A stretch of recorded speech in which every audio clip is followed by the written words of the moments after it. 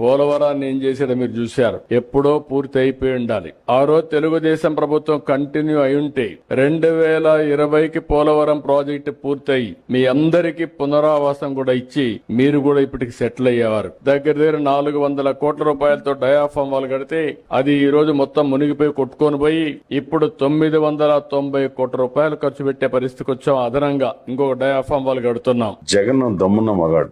ఏ విధంగా? పోలవరం ప్రాజెక్టు చంద్రబాబు నాయుడు అన్ని తప్పుదాలు చేశాడు. స్పిల్వే గానీ అన్ని కూడా చాలా దారుణమైన, కాంక్రీట్ కూడా, మిక్సింగ్ కూడా, అన్ని రకాలు కూడా చాలా దారుణంగా చేశాడు.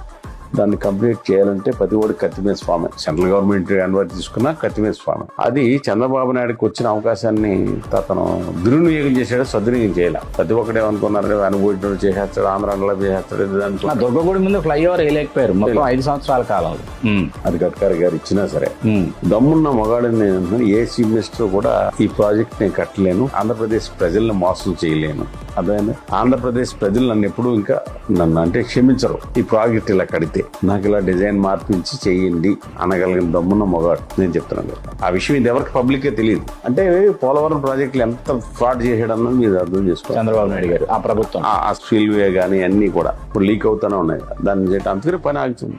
అదే పోలవరం పూర్తిగా బాగుపడదు. అది సెంట్రల్ గవర్నమెంట్ కడతా అన్న దాన్ని నేను కడతాను తెచ్చాడు. ఆయన కట్ల జనాలందరూ తీసుకొచ్చి ఇదిగో చూపించాడు మాట. వచ్చినంతా మోసమే జరిగింది అక్కడ. అంటే కొన్ని విషయాల్లో తప్పు ఒప్పైనా మనం అంగీకరించి